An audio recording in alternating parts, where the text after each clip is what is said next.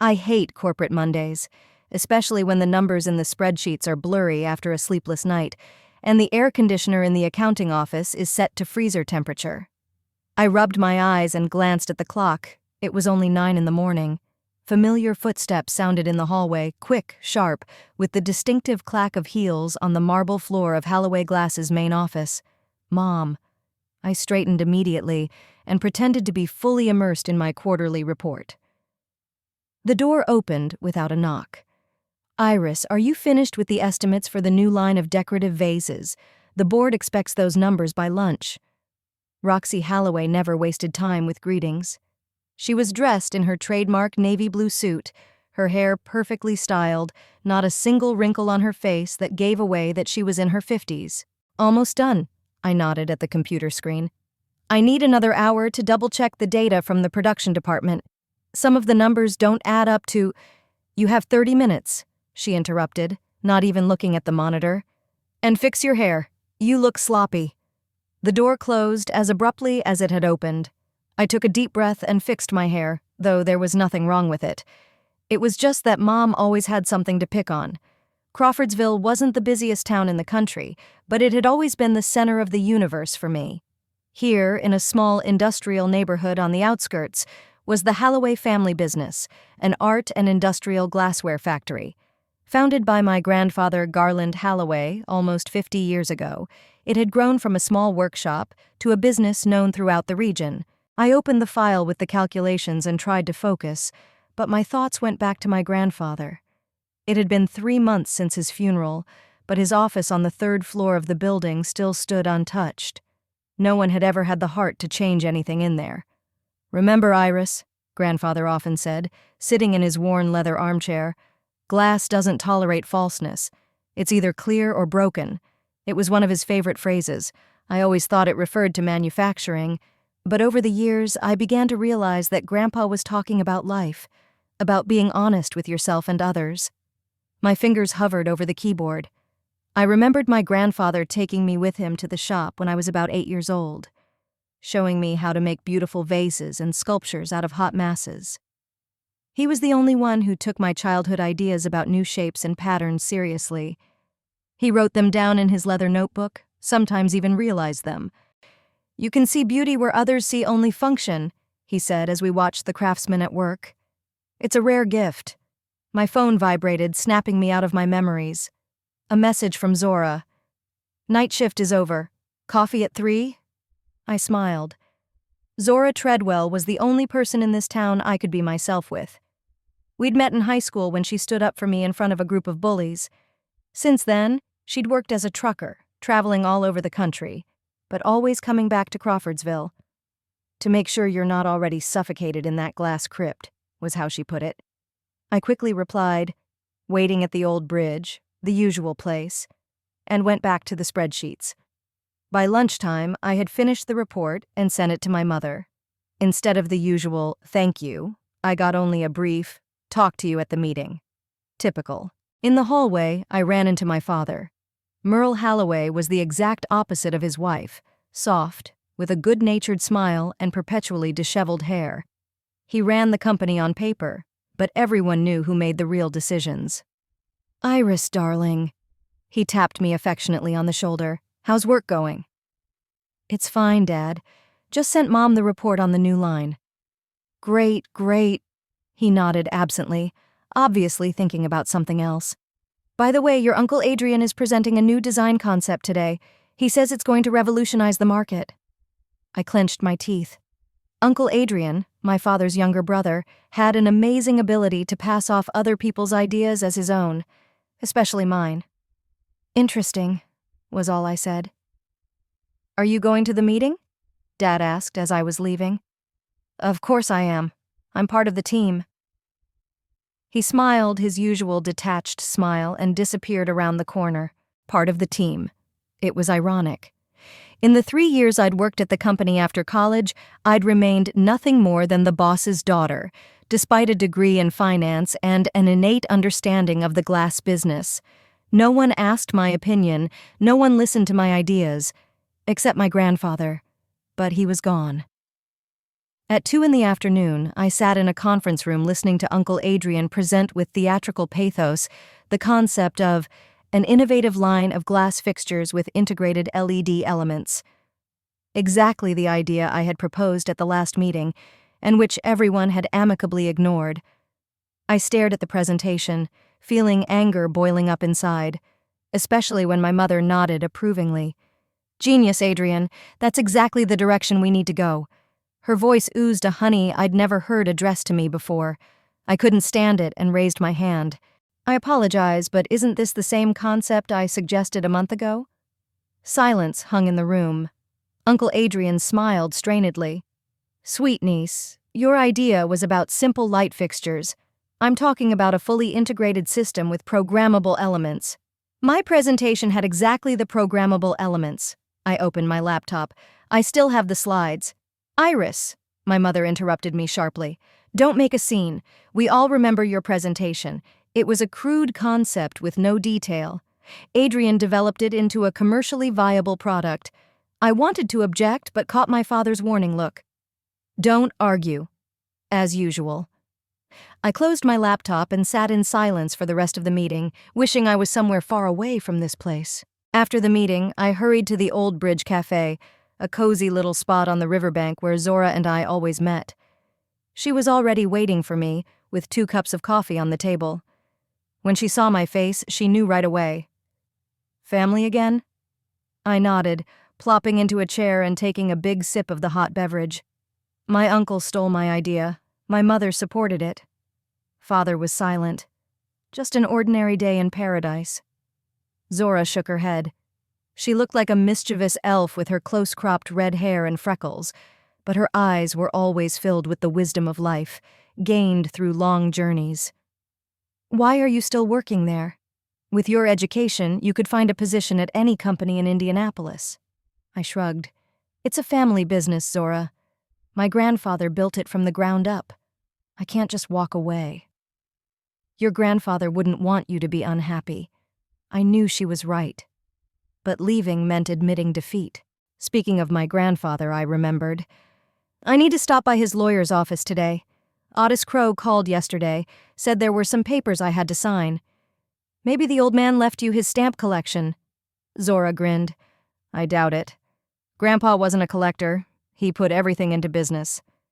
We chatted some more, Zora telling me about her last trip to Minnesota and her strange traveling companion who talked about conspiracy theories the whole way.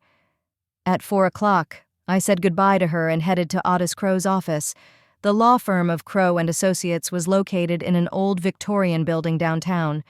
Despite the proud name, Otis had never had any partners, just a secretary, Dolores, who seemed to be as old as the building itself.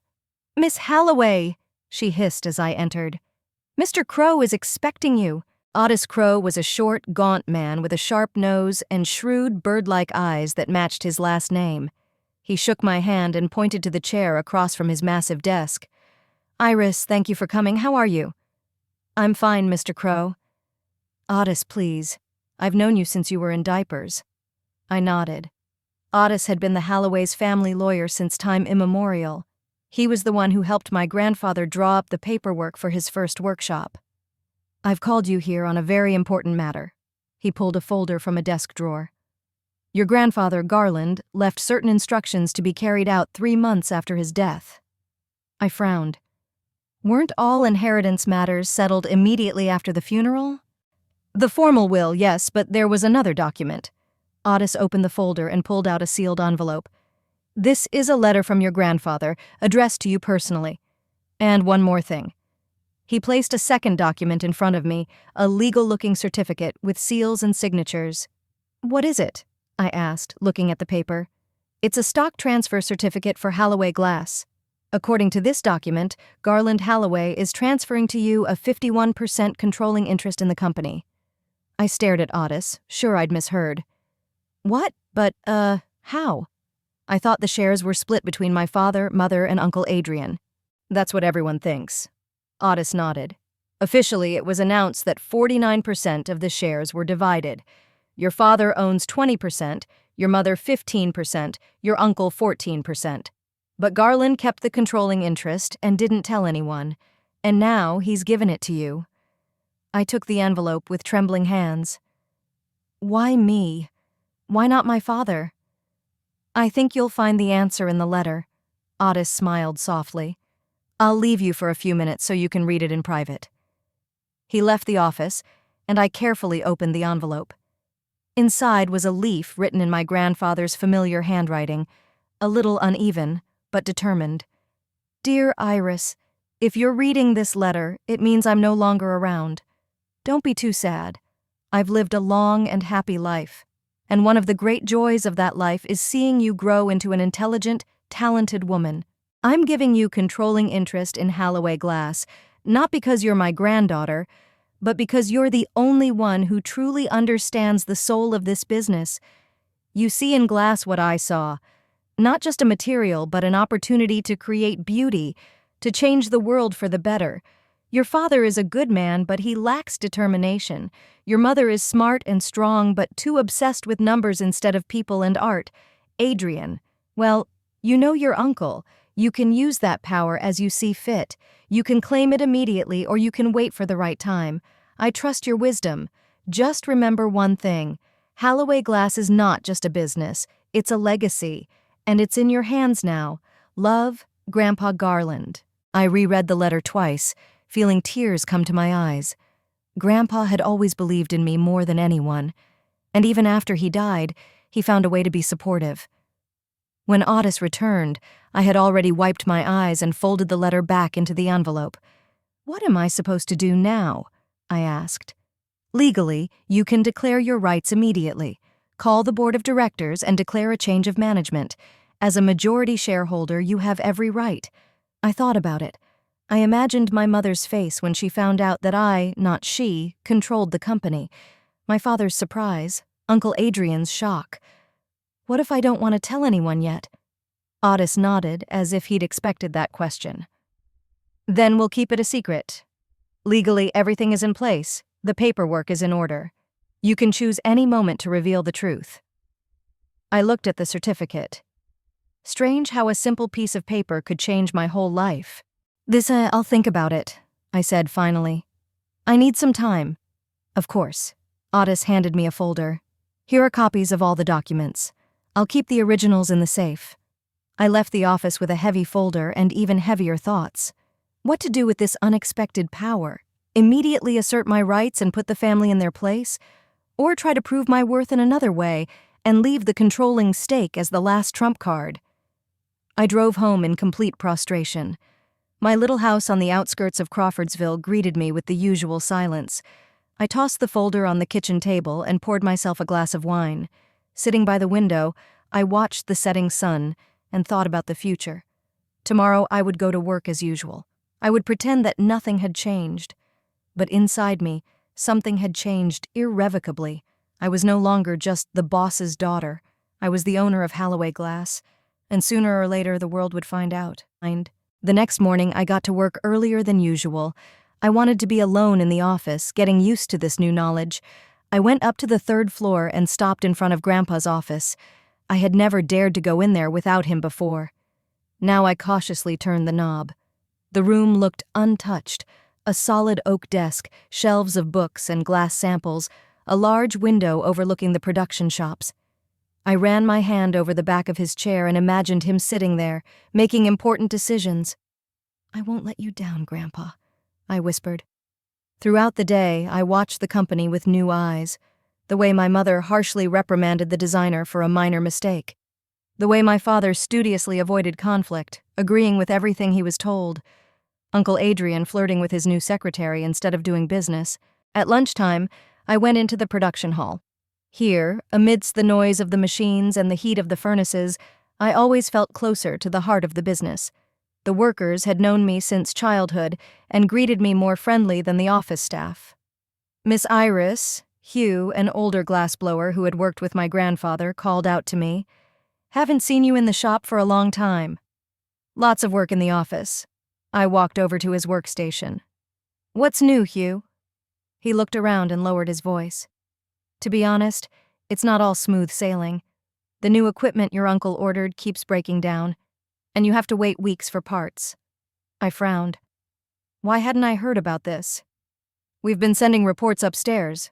Hugh shrugged. But Mr. Adrian said we just didn't know how to handle it. It's typical of an uncle to buy cheap equipment and then blame the workers for the problems. I'll see what I can do, I promised. Back in the office, I started digging through the purchasing records. As I suspected, my uncle had chosen the lowest bidder, despite his questionable reputation. This was despite the fact that I had made a detailed report on reliable equipment manufacturers 6 months ago. I quickly sketched out a plan to solve the problem and went to my father. He was sitting in his office, absent-mindedly looking through some papers. "Dad, I have a proposal to improve the work of the production shop." He looked up at me tiredly. "Iris, honey, this isn't a good time. We're having problems with the new line of light fixtures." "That's what I want to talk about." I laid my plan in front of him. "The equipment that Uncle Adrian ordered keeps breaking down. I have the contacts of a reliable supplier who can provide us with quality replacements as soon as possible." Father looked at the document and sighed. "It's an expensive solution, Iris, but it will pay for itself in a matter of months. Look at the calculations." I turned the page. "When you factor in downtime due to breakdowns and delays in parts deliveries, we're losing a lot more than that." "Did you talk to your mother about this? I came to you first. You are the CEO, after all." He smiled weakly. "All right, I'll consider your offer, but I won't promise anything. I knew that was the maximum I could count on. My father would always check any serious decision with my mother, and she would surely find a reason to refuse." And so it was. The next day, my father returned my plan to me with a note. "Roxy feels this is not the time for additional spending. Let's continue with the current equipment." I crumpled up the note and tossed it in the hamper. Nothing had changed. Even with a controlling interest in my pocket, I was still powerless to change anything. That evening, I called Zora and told her about my grandfather's inheritance, omitting the details of my failed attempts to change the situation. "You must claim your rights immediately," she exclaimed. "Imagine your mother's face." "It's not that simple," I objected. "If I staged a coup now, it could hurt the company. We have to be careful." "How long are you going to wait?" "That's a good question. I didn't know the answer myself. Over the next few weeks, I tried several more times to propose changes to the company. I developed a plan to enter new markets, suggested modernizing the accounting system, even prototyped a new glass figurine design that might appeal to a younger audience.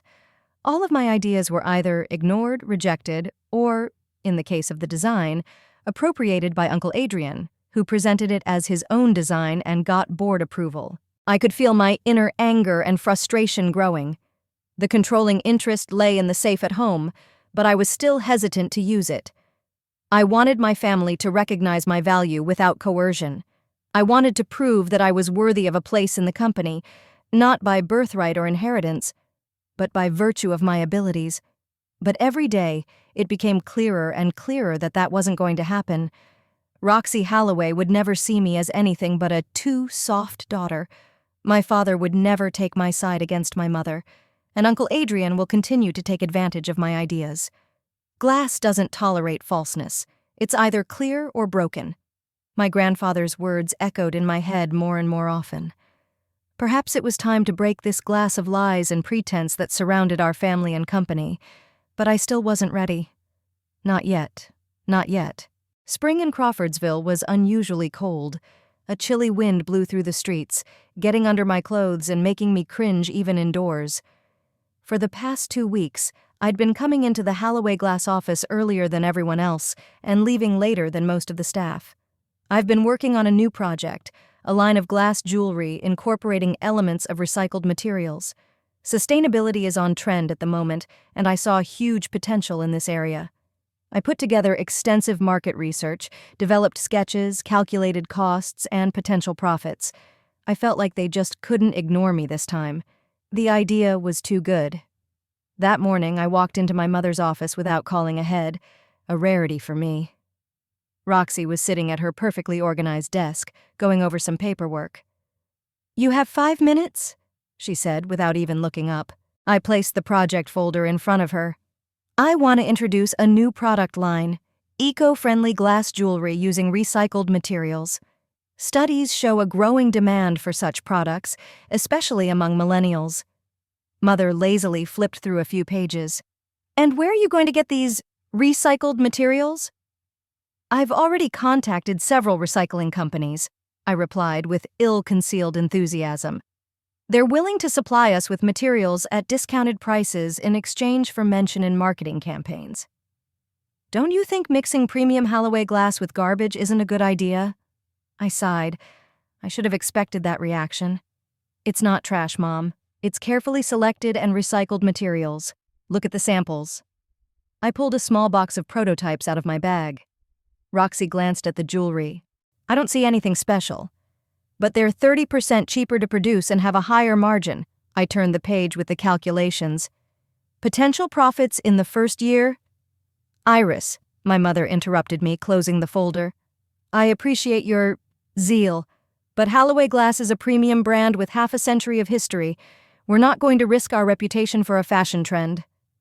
It's not just a trend, I tried to say calmly, though my insides were churning.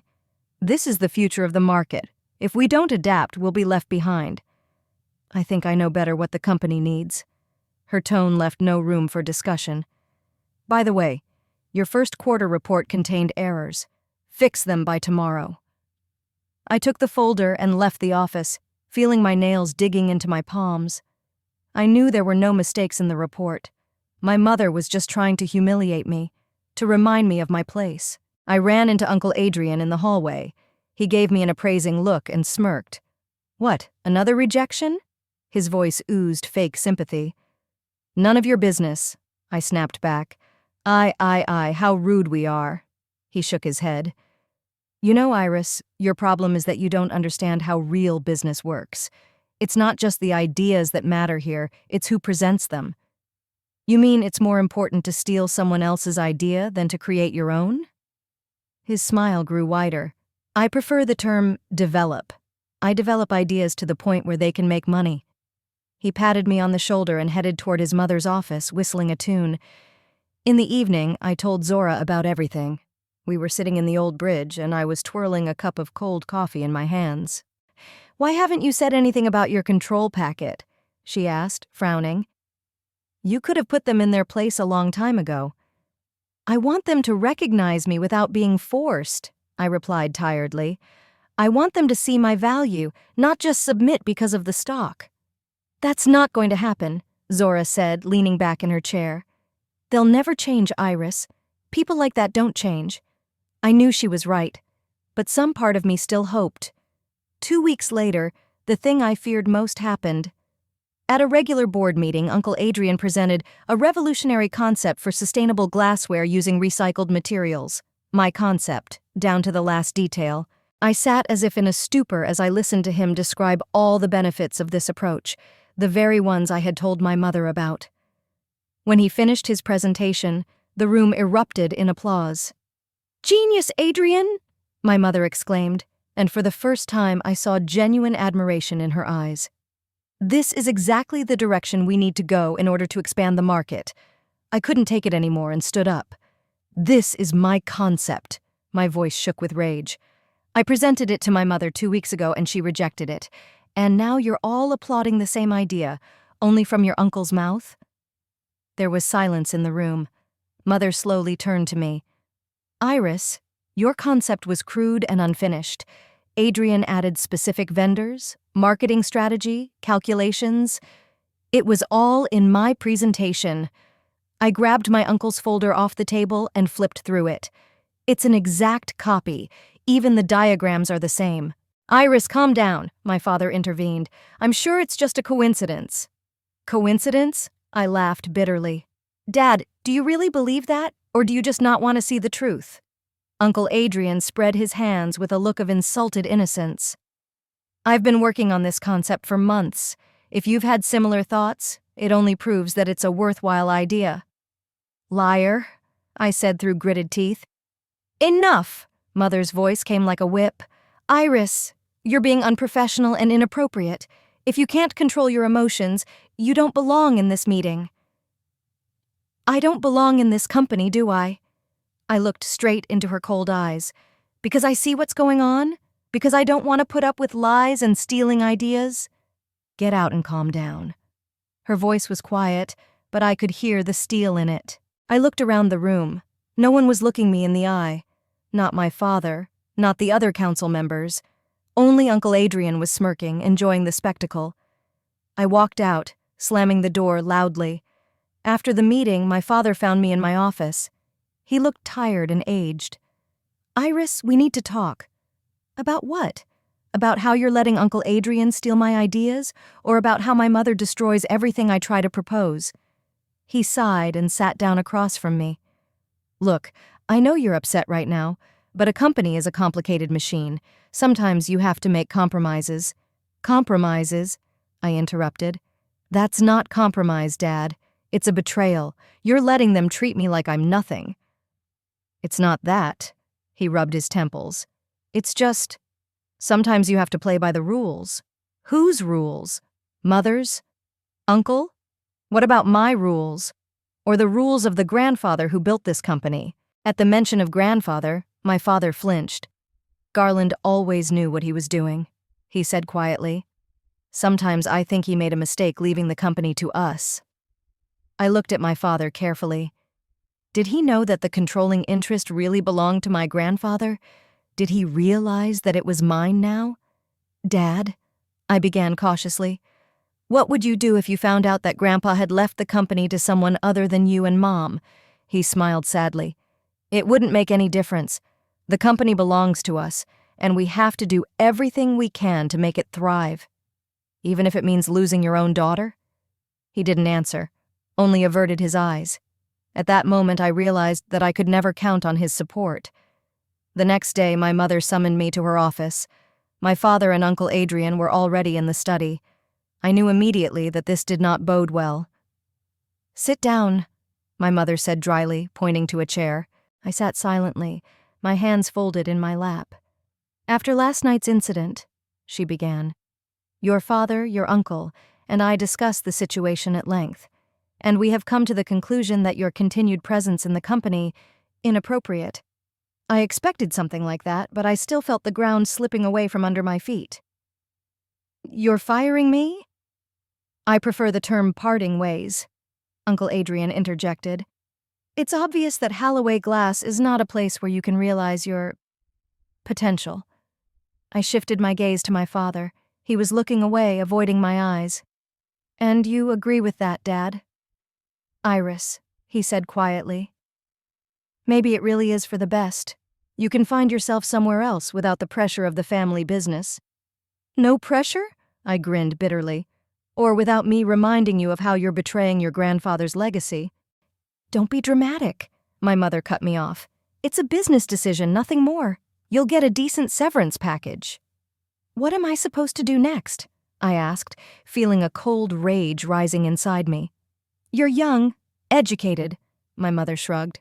"There are plenty of companies in Indianapolis that would be happy to take you on."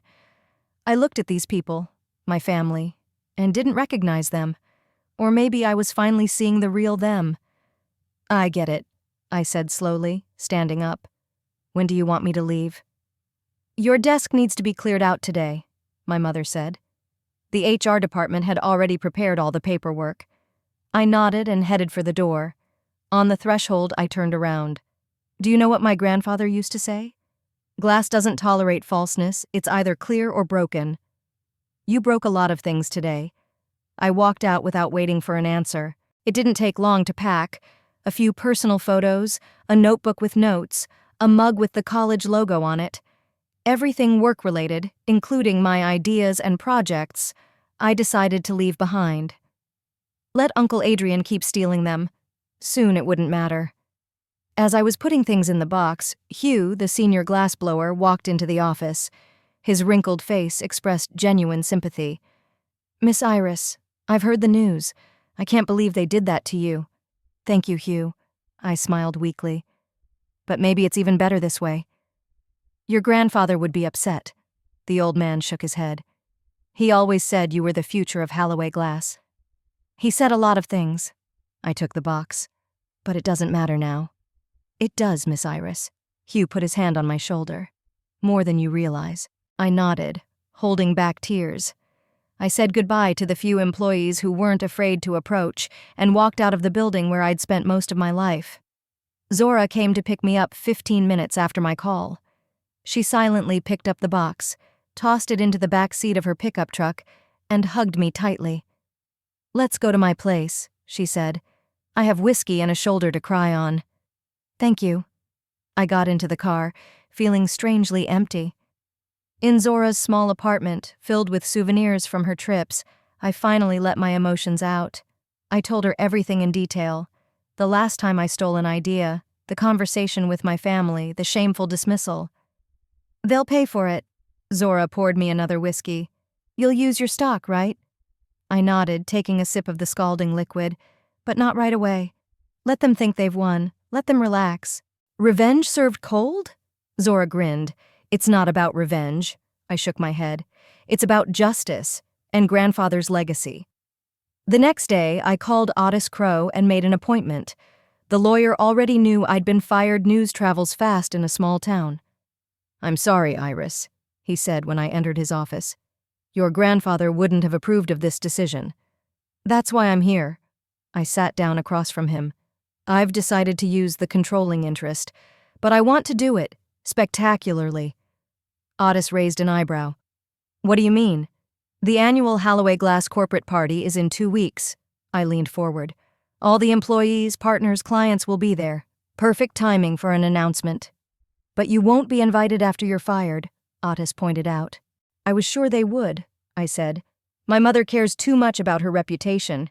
If her ex-daughter didn't show up at the corporate party, it would raise questions." "So, what are you planning to do?" "I want to prepare all the legal documents for an immediate change of management, so that at the time of the announcement I'll already have all the necessary paperwork in hand." Otis rubbed his chin thoughtfully. "That can be arranged, but there are risks. Your family may try to challenge your rights." "On what grounds?" I asked. "The documents are in order. My grandfather's will is clear." "On any grounds," the lawyer shrugged. "They could argue that Garland was incompetent to draw up the documents, that he was pressured. It won't work in the long run, but it could cause problems." "Then we need to prepare for that too," I said firmly. "Gather all the evidence of grandfather's capacity at the time of the stock transfer, doctor's certificates, records of meetings, videos, if there are any." "I'll do that," Otis nodded. "What else?" "I want a full audit of the company for the last 3 years. I want to know everything about the financial decisions that were made without my knowledge. That's going to take time and access to documents we don't have right now." "I still have the access codes to the financial system." I handed him a flash drive. "Everything you could possibly need is here." Otis took the flash drive with some hesitation. "Iris, are you sure you want to go down this road?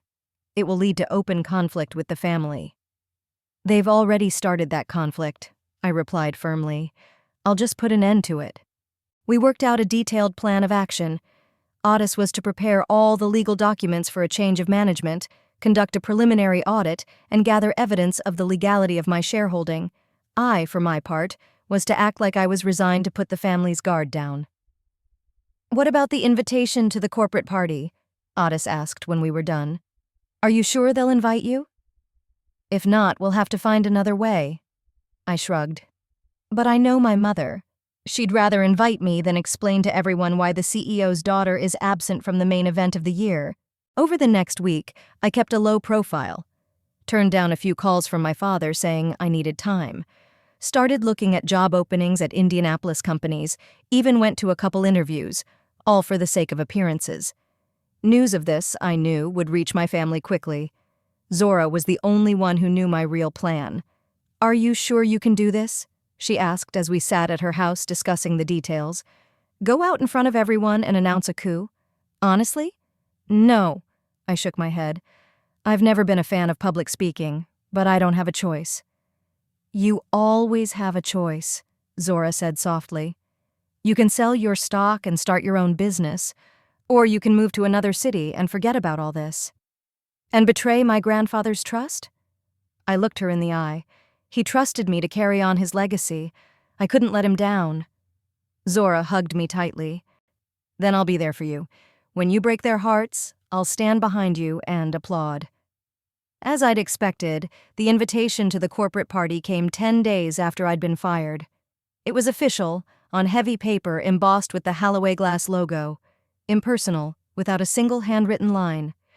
Dear Iris, despite the recent changes in your professional status, Halloway Glass will always remain your family.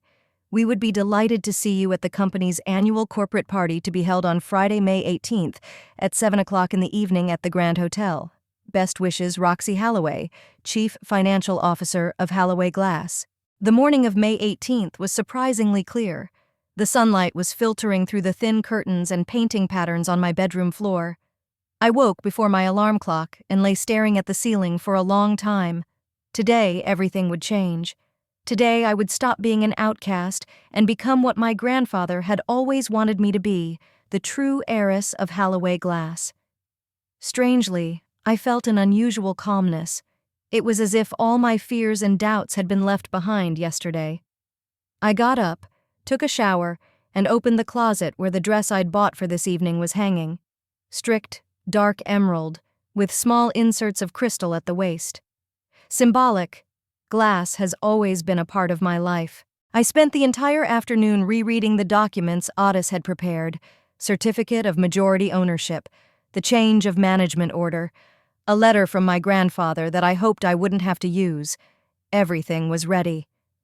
At 4 o'clock in the afternoon, Zora called. "How's the mood, future boss?" "Strangely calm," I answered. "Like I'm finally doing what I'm supposed to be doing." "Because you are," she said with pride in her voice. "Are you ready to show these snobs who the real Halloway is?" "That's not the point, Zora." I shook my head, even though she couldn't see me.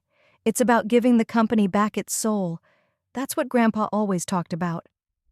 I know," she hummed. "But you have to admit, seeing your mother's face when you announced the news would be a nice bonus." I couldn't help but smile. Zora always knew how to lighten the atmosphere.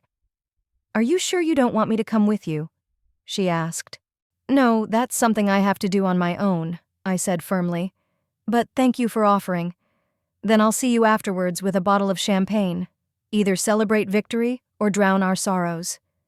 "It's a deal." I hung up the phone and looked at my watch. Time to get ready. By 6:30, I was ready to go.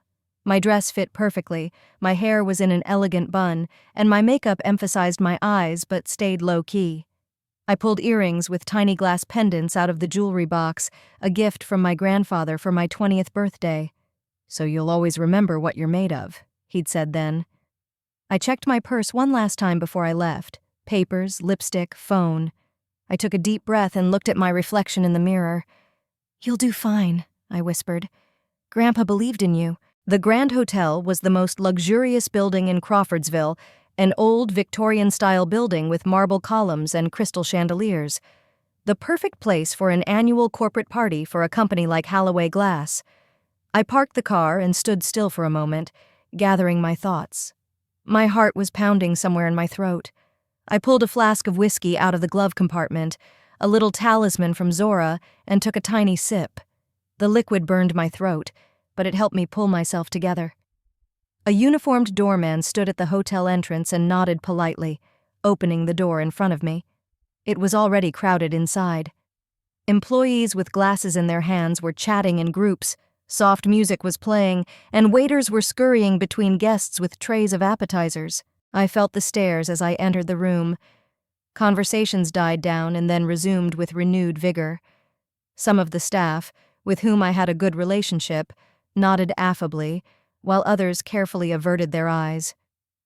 No one knew how to behave around the boss's disgraced daughter. "Miss Halloway." Hugh, the senior glassblower, approached me.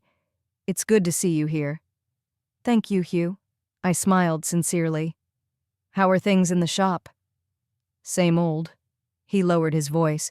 "The equipment is still malfunctioning, and your uncle still accuses us of not knowing how to use it." I nodded. Hopefully things would change soon.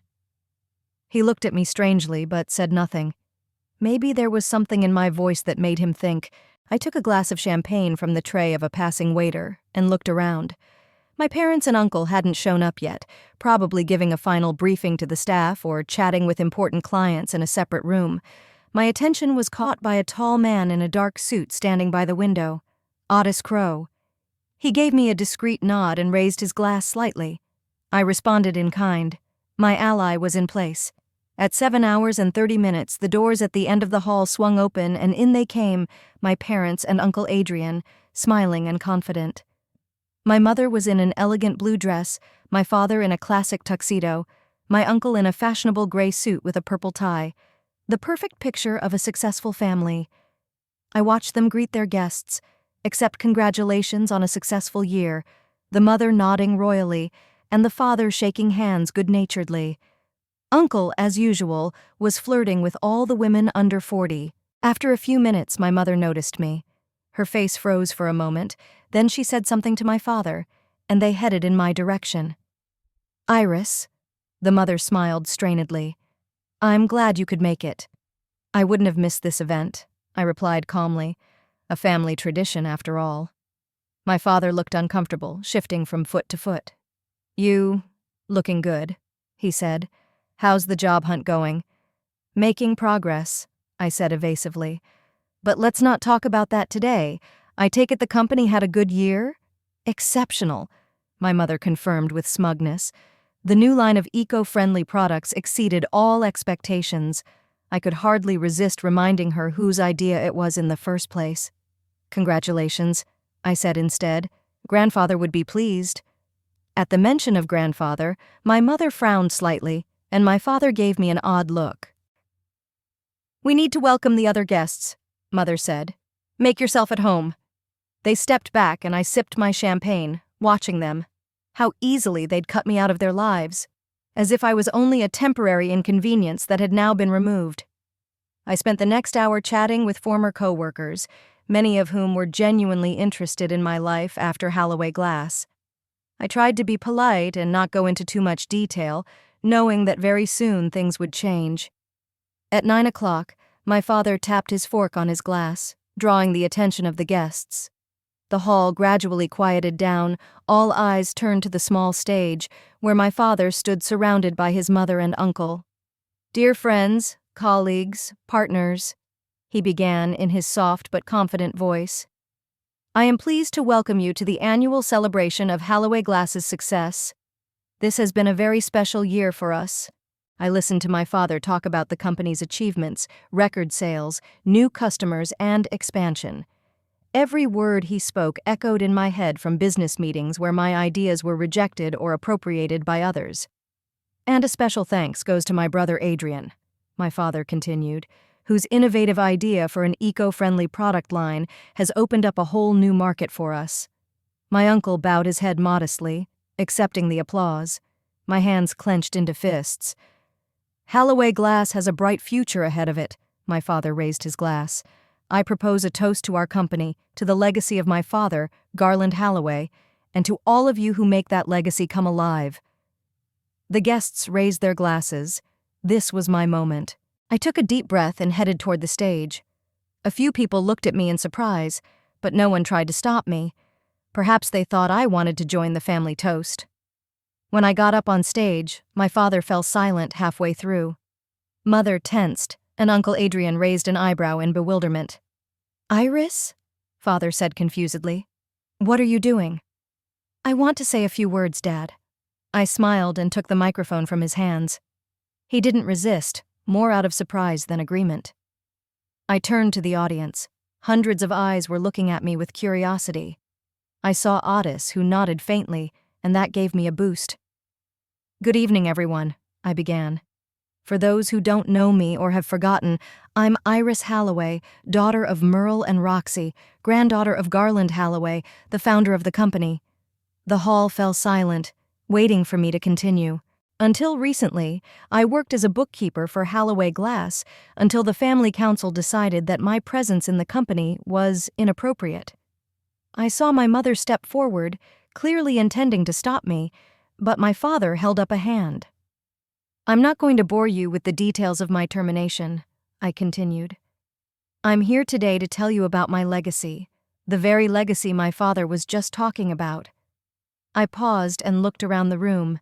Everyone was listening with intense attention. My grandfather, Garland Halloway, built this company from the ground up. From a small shop, he created a business that makes Crawfordsville proud. But it's not just about the business. My grandfather always said that glass is a metaphor for life. It can be clear, allowing you to see the truth, or it can be broken, leaving only sharp shards. I pulled an envelope of papers out of my purse. 3 months ago, after my grandfather's death, something happened that only 2 people knew about me and the family lawyer, Otis Crow. Garland Halloway had given me a 51% controlling interest in the company. The room erupted in gasps of surprise. My mother turned pale, my father froze with his mouth open, and Uncle Adrian laughed nervously. "What is this nonsense?" he blurted out. "The shares were split between your parents and me. Everyone knows that." "Only 49% was split," I said calmly and handed the documents to my father. "Here is a notarized certificate of transfer of shares. Grandfather always kept the controlling interest, and before his death, he gave it to me." Father took the papers with trembling hands and began to read. Mother snatched them from him and looked them over quickly, her face growing more and more tense. "It's a forgery," she said at last. "It can't be true." "It can, Mrs. Halloway," came the voice of Otis, who was now standing near the stage. "I personally prepared these documents at Garland's direction. They are perfectly legal and enforceable." Uncle Adrian snatched the papers from his mother and looked through them frantically, as if searching for a flaw. "Even if it's true," he gritted his teeth, "you can't just come in and claim the company. There are procedures, boards of directors." "All the necessary legal procedures are already in place," I replied. "From now on, I am the majority shareholder of Halloway Glass, and I have the right to make key decisions about the future of the company." The hall buzzed. I saw the shocked faces of the employees, the bewildered customers, the curiosity of the partners. My mother looked like she was ready to kill me, my father looked like he'd been kicked in the butt, and my Uncle Adrian looked furious. "I'm not going to start a revolution," I continued, addressing the crowd. "Halloway Glass is a family company with a rich history and tradition, but some changes are necessary." I turned to my parents and uncle. 1. Adrian Halloway is no longer the technical director of the company. His place will be taken by Hugh Harrison, our senior glassblower with 30 years of experience. My uncle twitched as if he'd been punched, but said nothing. 2. There will be a complete audit of all financial transactions for the past 3 years, especially those relating to equipment purchases.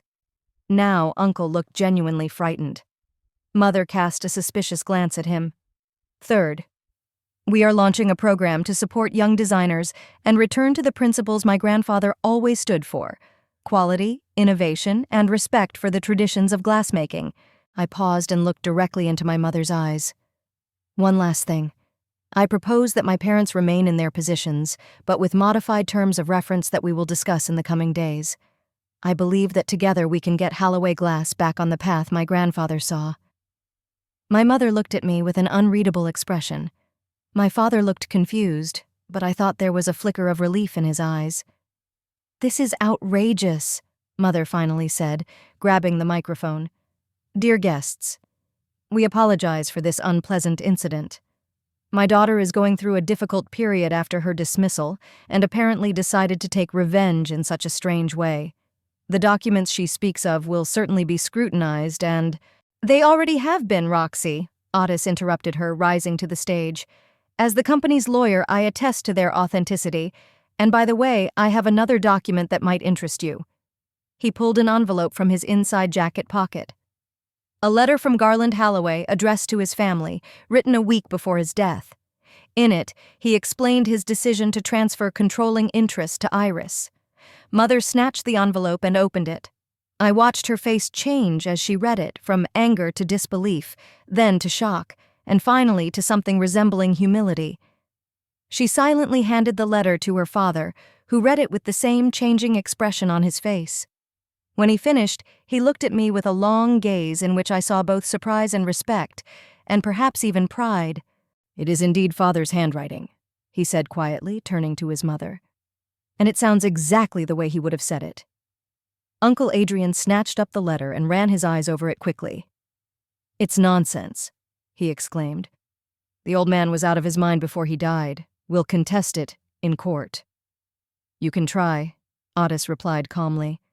"But we have all the medical reports on Garland's full capacity at the time of the documents, as well as a video of the signing process. Besides," he glanced meaningfully at his uncle, "the audit Iris was talking about may reveal some interesting details of your financial transactions." The uncle turned pale and fell silent. The room had been tensely watching the unfolding family drama all this time. I knew I had to defuse the situation somehow. "I propose to continue the celebration," I said into the microphone, "and we'll solve all business issues in the next few days. Today is the day of Holloway Glass, a company that has been and remains the pride of our city." I raised my glass. "To the future of Holloway Glass." After some hesitation, the guests raised their glasses and repeated the toast. The music resumed, and gradually the atmosphere in the hall began to return to a festive one, although whispers and discussions of what had just happened were heard everywhere. I walked down from the stage, feeling my legs shaking. The adrenaline that had kept me going during the performance had begun to subside, and I felt incredibly tired. Otis came up to me immediately. "You did great," he said quietly. "Garland would have been proud." "Thank you," I smiled weakly. "What now?" "Now the real work begins." He nodded toward my parents, who were arguing intensely in the corner of the room. "They won't just give up, especially your mother." "I know," I sighed, "but I have the advantage of having the truth on my side." The staff started coming up to me, some with congratulations, some with questions, some just out of curiosity. I tried to answer them all politely but briefly, realizing that the real conversations were yet to come.